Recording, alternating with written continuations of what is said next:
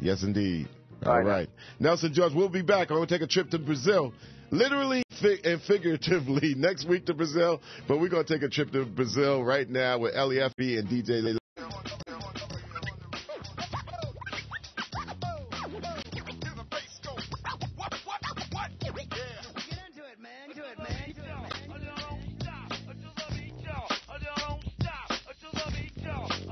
All right. Continuing on, and yes, we keep on the real. Sundays as we are straddling one week going into the next week. We are now on a Monday, June 8th. And like I said, figuratively and literally, yes, we are taking you to the wonderful country of Brazil.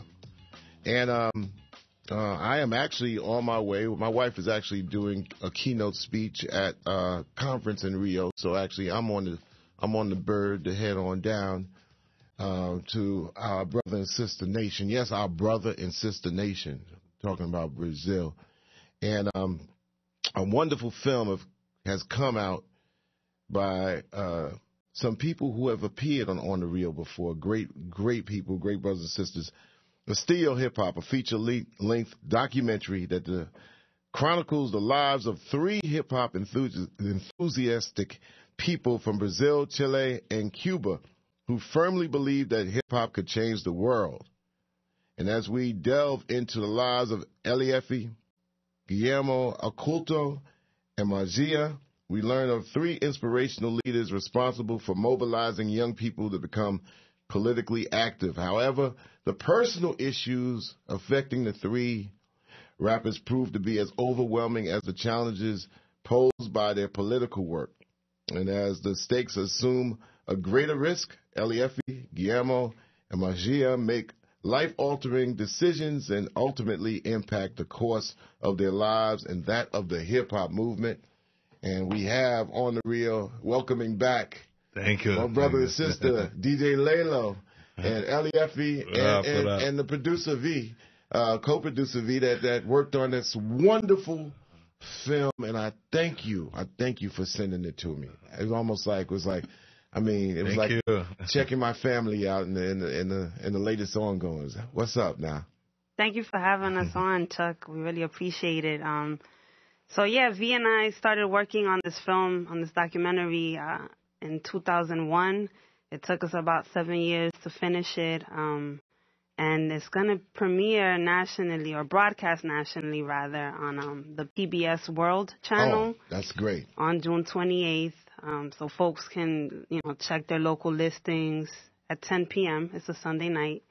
And we're really excited about that, and just right now trying to spread the word about the film, about the characters in the film and the work that people are doing across Latin America. But, really we know it's worldwide.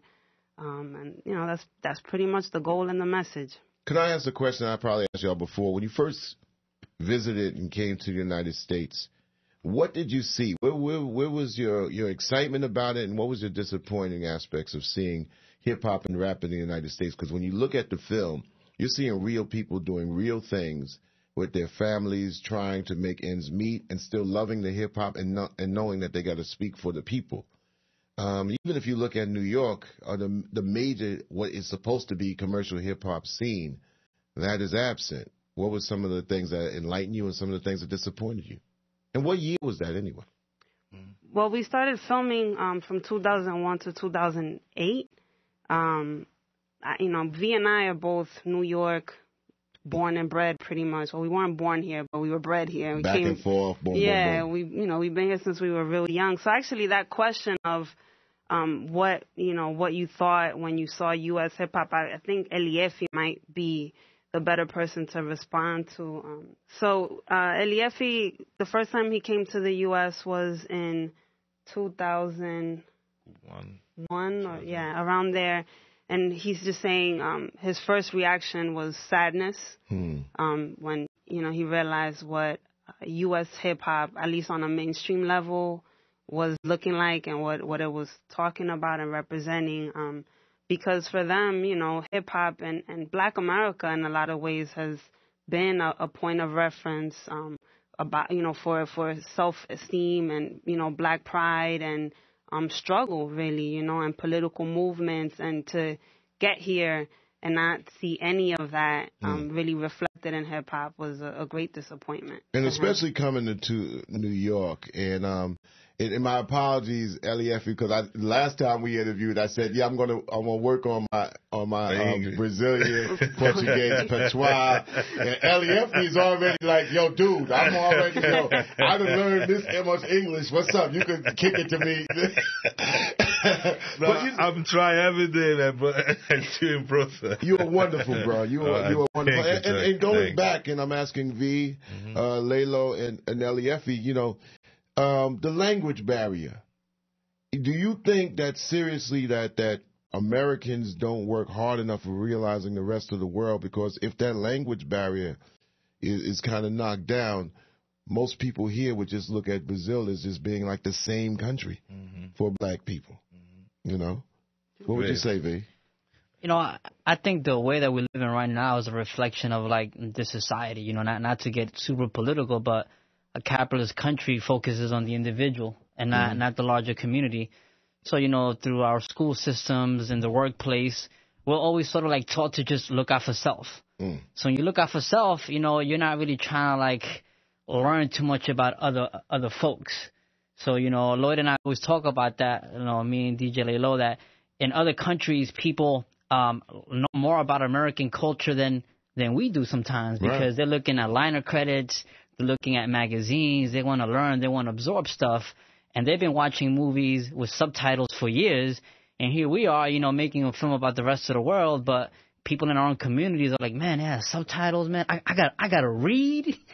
So, that's kind of like disappointing to us, but we don't we don't, fault like the person, is when you really like look at the system, so I think we do have, personal agency, but insofar as our community, motivates us to like use that agency, We're talking to the makers of Estilo hip hop, DJ Lalo, Eliefe, and my brother V. So I'm trying to put it to a certain way where, you covered Chile, you covered Cuba, and Brazil. And seriously, in order to make change in this hemisphere, what do you expect out of the film? To actually make people understand that this is what's going on. What do you expect that, as far as changing the hip-hop world? How does it change this area? I think, for me, what I think can change, through the film or, connected to the film kind of goes back to my reason for wanting to make the film, which is really wanting to add something to the conversation that critical people are having in the U.S. about hip-hop. Right now, I feel like the conversation focuses strictly on all the problems with mainstream hip-hop. And for me, it was about, yes, we need to have that conversation, obviously, but wanting to add something to the conversation that says, like, okay, this is the state of mainstream hip-hop here, but this isn't all that hip-hop is. Because, look, right now, across the waters, this is what people are doing with it. There's a million and one things. I hope that it helps us to think of outside of the box, and that it's a piece of work that can contribute to not allowing the MTVs and the BETs of the world, definitively defining what hip-hop is for us, Do you see like a television show that comes on that deals with the world of hip-hop that actually can kind of inform and let people know that there's a world of hip-hop that's out there? I mean, it would have to be commercial free, because the commercial world is going to be like, right, how can we make money off it? And if we put the mic to the rest of the world that's creating hip hop, they're going to point the finger at us and other people and show the real deal. So it ends up turning into like MTV based, like over in Africa, where it's almost like spreading the same cancer.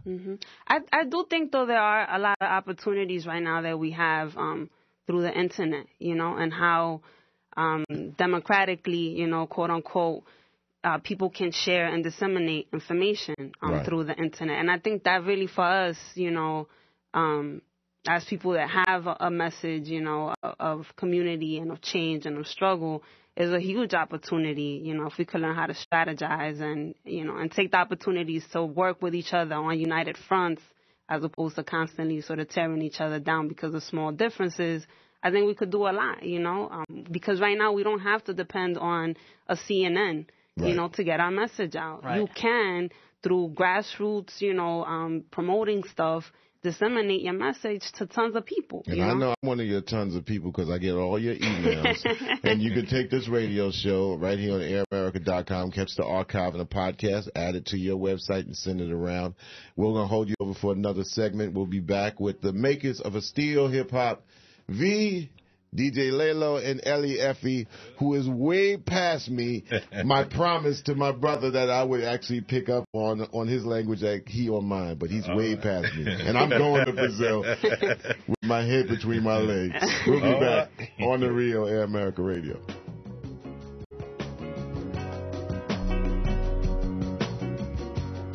He's a man with a plan, got a counterfeit dollar.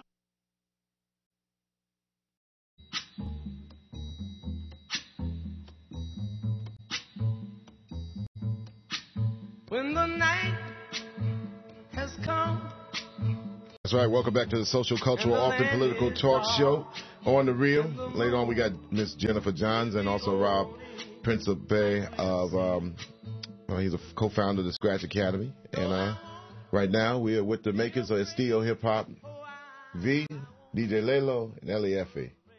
And V, you was asking a question, like, how do I feel when I travel around the world and people say I was an inspiration? The answer really is like, that's what we do it for. That's what hip-hop does it for. It's not about the individual. It's not about self. It's about to give. And then when you're able to see a seed that's able to be watered right, it ends up being people who are important to the world, like Lalo and Ellie Effie. My man, big shout out to my man, MV Bill. It's my man, and hey, and this is what the world of hip hop is about, and you covered it quite well in your film. Thank you. A simple question. It showed real people doing real things in their life. Why is that so important? Here people have to put on this. Well, I don't want to see you work. And in the film, it touched my heart because I grew up most of my life. I do my music. I work. Mm-hmm. And you're coming up to the United States and you work, but it's about being grown, but you do your music. And that touched me because a lot of people are afraid and they're bashful from saying that they do regular work and they also do their music. So that was very helpful. Well, honestly, I think like the three of us sitting here, me, Lalo, and Ellie Effie, we're immigrants to this country. Like none of us were born here. Like our parents came here. My mother's a domestic worker to this day. So I grew up like seeing things that like kind of put me on to how people are treated. But I had a mother that told me how to like respect people, and like embrace like who we were and not like be embarrassed about it. So like you hold on to those things, hopefully. So then as we get older, and we do our work, that stuff is gonna shine through. So when it was time for us to like recognize other members of our hip hop community, we gravitated towards those people that were not ashamed, that recognize that there is struggle, there is, like a legacy.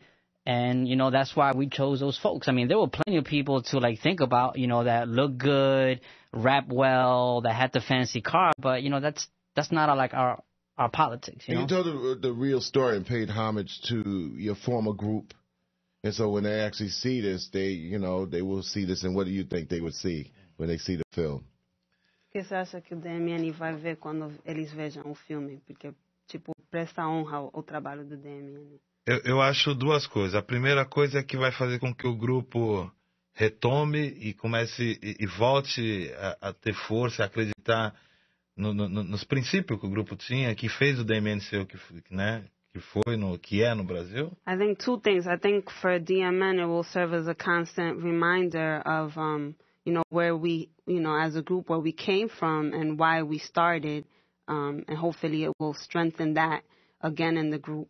E que todo mundo, e quem quer pode fazer coisa ao contrário do que o sistema quer que ele faça, se está preocupado com mudanças do mundo. And I hope that the example becomes, or that the message that comes out is that it is possible to do, what you believe in on your own terms.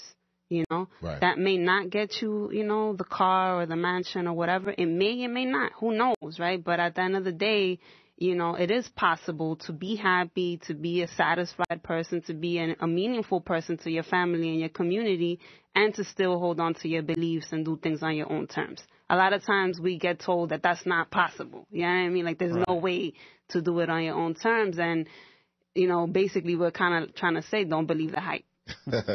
A last question. When you talk of the gigantic country of Brazil, you know, a lot of people, if they know a little bit, they say, oh, Rio or Sao Paulo. But there's so many towns and so many cities, and there's so much rap in the country of Brazil. When's the next time you're going back?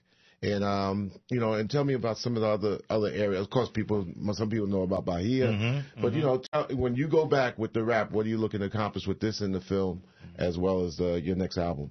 Que quando a próxima vez que a gente vai voltar pro Brasil para fazer o quê? E se você pode falar um pouco do rap nas outras regiões do Brasil, fora das cidades principais.